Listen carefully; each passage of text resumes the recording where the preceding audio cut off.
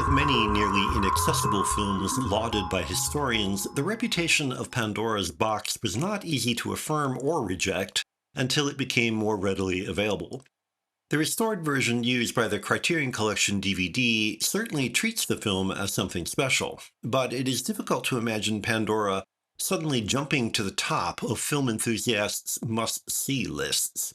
Beautifully crafted, centered on the iridescent charms of Louise Brooks, it offers sophisticated filmmaking and psychology, but it is also more than a bit of a downer. Based on the Lulu plays by Frans Wedekind, which also underpin Alban Berg's opera Lulu, Pandora starts with Brooks comfortably ensconced as the kept girl of Fritz Kortner's Dr. Schön. Vivacious and buoyant as a child, she hardly seems to warrant a label like mistress. Despite this upbeat and upscale beginning, the story's downward progress starts almost immediately since, despite their relationship, Schön warns anyone who will listen about the fatal nature of Lulu's power. The film's fame stems from Brooks's ability to convey both Lulu's charms and her disastrous attraction for all who know her.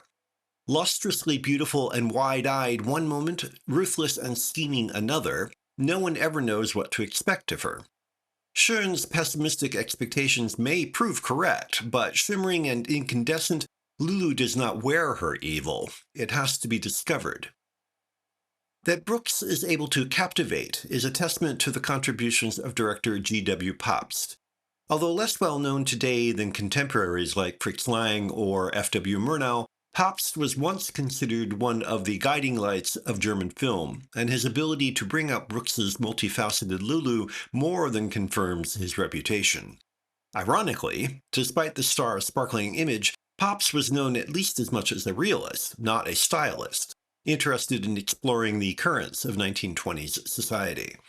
As such, Pabst's work is sometimes cited as an example of the German New Objectivity movement that sought to move past the excesses and mannerisms of Expressionism.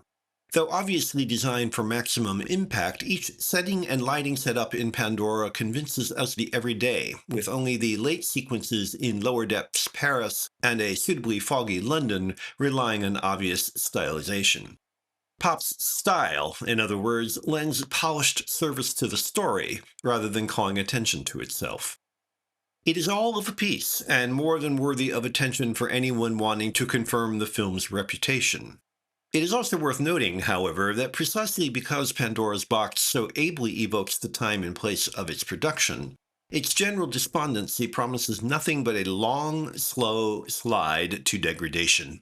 While made during a time of relative optimism and prosperity, between the chaos of German hyperinflation and the horrors of the Third Reich, it still conjures up a depressing environment.